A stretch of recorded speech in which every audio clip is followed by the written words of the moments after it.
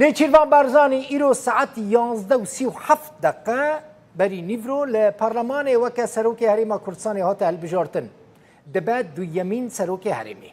تەڤیک و لە هەفکردن di navbera partî û yekîtî de hatibû îmzekirin jî lê di deqeya dawî de yekîtî biryara xwe guhart û beşdarî dengdanê nebû. Dîsa jî Nêçîrvan Barzanî bi beşdarbûna 81 parlamenteran dengê 68 parlamenteran bir û bû serokê herêmî. Serokê fraksiyona partî li Parlemanê Umîd Xoşnaw ragihand ku ew ji ber beşdar nebûna fraksiyona yekîtî di civîna Parlemanê de dilgiranin û nedixwestin ev prose bê yekîtî birêve biçe. Lê belê wan biryara xwe bi paş pêşwext standibû yanî yekîtî. Xoşnaw got eger partî bixweste ev prose bê yekîtî birêve biçe, heft mehan li hêviya pêkanîna hikûmetê nedima. Fraksiyona tevgera goran ragihand ku ew pabendî rêkeftina siyasî bûn, lewma jî beşdarî civîna Parlemana Kurdistanê bûne. بەڕێز جەنابی نێچیروان ئیدریس مستەفا بارزانی بە دەنجی 68 پەرلەمانتار لە حزوڕی 81 پەرلەمانتار بوو بە سەرۆکی هەرێمی کوردستان.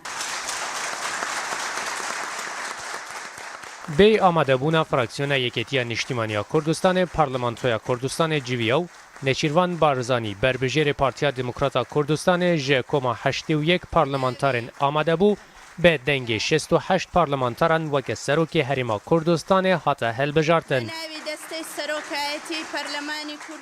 بەداخی شەوە لە دوایین ساتەکانی بەر لە دەست پێکردنی کۆبوونەوە لەلایەن بەڕێزان لە فراکسیۆنی یەکێتی نیشتیمانی کوردستان ئاگادارکراینەوە کە بەشداری کۆبوونەوەکە ناکەن چەند دەقەیەکیش کۆبوونەوە دواخرا و لەگەڵیان لە هەوڵدا بووین بەڵام بەداخەوە دیار بوو بڕیاری پێشینە هەبوو ئەو بەڕێزانە لە فراکسیۆنی یەکێتی بەشداری نەکەن.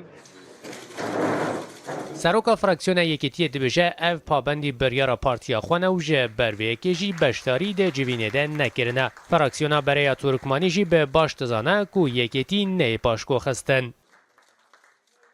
ئێمە وەکو فراکسیۆنی یەکێتی نیشتیمانی کوردستان ئمڕۆ بەشداری پرۆسەی دەنگدانمان نەکرد بۆ هەڵبژاردننی سەرۆکی هەرێمی کوردستان.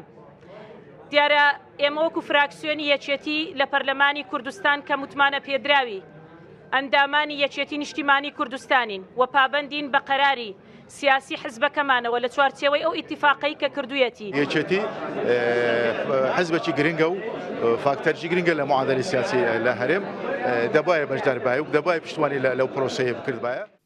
عەبدولستار مەجید سەرۆکی فراکسیۆنا کۆمەڵ داخوێکردن. دەنگنەدان بە نێچیروان بارزانی پەیوەندی بە هەڵبێستەوان دەربارەی یاسایان بە هەیە. هەڵوێستی ئێمە و قەناعەتەکانی ئێمە جارێ با بە هەموو لای ڕوون بێ کە پەیوەندی بە کەسەکانەوە نییە.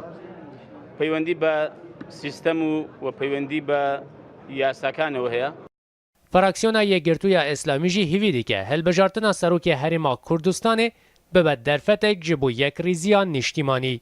هیوادارین ئەمڕۆ پێچێکی گرنگ بێ بەرەو گەشەپێدانی هەرێمی کوردستان بەرەو یەکریزی نیشتیمانی بەرەو بەرژەوەندی خەڵکو و هەڵگرتنی ئەو دۆخە کارە ساتباویەی کە لە ژیان و بژێوی و قوتی خەڵکی هەرێمی کوردستاندایە. سەرۆکی فراکسیۆنا گۆڕانێژی دە کۆنفرانسا ڕۆژنامەوانیدا ڕاگەهاند دەبک و هەیە 20 حەزیرانێ کابینەیە نەهەیە حکوومەتە هەرێما کوردستانê بێ پێکانین. بە پێ و قسە جدیانەی کە کراوە پرسی پێکێنانی حکوومەت لە نووسکترین کاتایە کە بە پێ و پلانەی پۆی دانراوە پێش 26 حکوومەت تەشکیل بێ و ڕاستە و خۆ پرۆسەی چاکسازی پرسی و چاکسازی بێتە پەرلەمان کە ئەمە هۆکاری سەرەکی بەشداریکردنی بزوتنەوەی گۆڕان بووە لە حکوومەتە. سەرۆکی هەرێما کوردستانê هاتە هەلبژارتن بەریارە پشتی جەژنێژی مەراسیما سون خارنێ بەڕێوە بچە.